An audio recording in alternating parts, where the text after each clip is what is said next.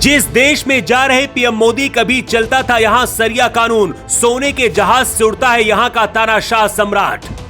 700 कारें, 2550 करोड़ के महल में रहता है कौन ये सुल्तान, जिससे मिलने के लिए खुद जा रहे प्रधानमंत्री मोदी।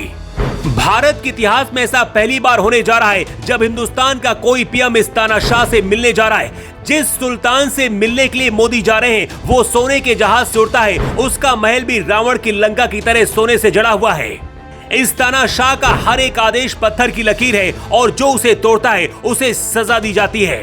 इस मुस्लिम देश में वही होता है जो यहाँ के सुल्तान बोल्किया का आदेश होता है। जब भी तानाशाही की बात आती है सबसे पहले हर किसी के जहन में उत्तर कोरिया के तानाशाह किम जोंग उनका नाम याद आता है। लेकिन आज भी दुनिया भर में करीब दर्जन भर से ज्यादा ऐसे देश हैं जहां राजशाही और तानाशाही चलती है।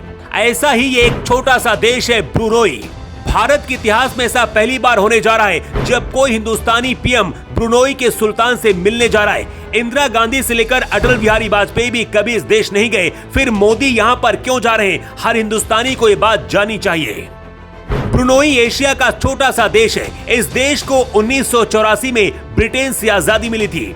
सबसे ज्यादा तब चर्चा में आया था जब यहाँ व्यभिचार और समलैंगिकता संबंधों के लिए शरिया कानून के मुताबिक पत्थर से पीट पीट कर सजाए मौत देने का फैसला लिया गया। हालांकि बाद में अंतर्राष्ट्रीय दबाव में ब्रुनोई को यह फैसला वापस लेना पड़ गया था। ये देश अक्सर अपने सुल्तान हसलन बोल्किया की लग्जरी लाइफ की वजह से सुर्खियों में बना रहता है।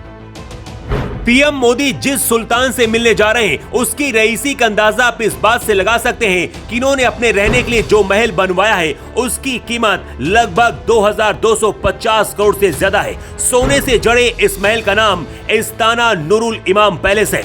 ब्रुनोई के सुल्तान हसनल बोल्किया के इस महल को दुनिया का सबसे बड़ा महल माना जाता है और इसका नाम गिनीज बुक ऑफ रिकॉर्ड में भी दर्ज है।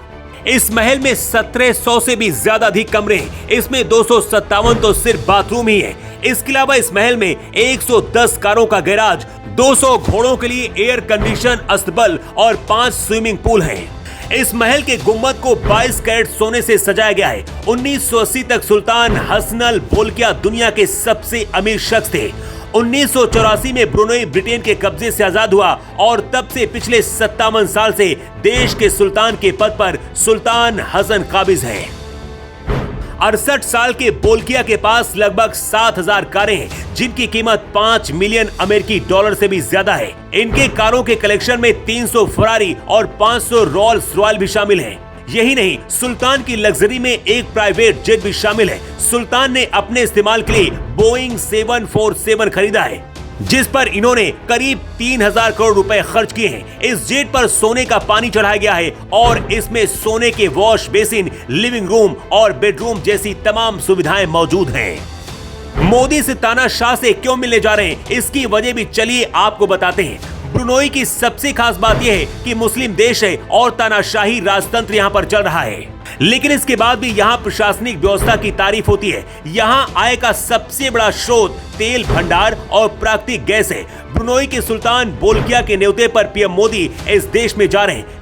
पहली बार ऐसा हो रहा है जब कोई भारत का पीएम यहाँ का दौरा कर रहा है। मोदी का ये दौरा 3 और 4 सितंबर को हो रहा है। इस दौरान यहाँ पर मोदी तेल और प्राकृतिक गैस को लेकर कोई बड़ा समझौता कर सकते हैं। सबसे ज्यादा समझने वाली बात यहाँ पर यह है कि मोदी को मुस्लिम विरोधी कुछ लोग बताते हैं, लेकिन यूएई हो या फिर सऊदी या फिर ब्रुनोई जो कट्टर मुस्लिम देश है, यहाँ भी मोदी को पसंद किया जाता है। मलेशिया, सिंगापुर, ब्रुनोई ये सब कभी अखंड भारत का हिस्सा थे, इसलिए भी भारत से इस देश का कनेक्शन खास है। ब्रुनोई में राजतंत्र और तानाशाही है, लेकिन ये मुस्लिम देश भारत से प्यार करता है। शायद यही वजह है कि मोदी ब्रुनोई जा रहे हैं, लेकिन मोदी के इस दौरे से कई कट्टर मुस्लिम देश बौखला गए हैं। सोने के प्लेन से उड़ने वाले और सोने के महल में रहने वाले इस ब्रुनोई के सम्राट से मिलना क्या मोदी का सही फैसला है? अपनी राय कमेंट करके जरूर बताएं।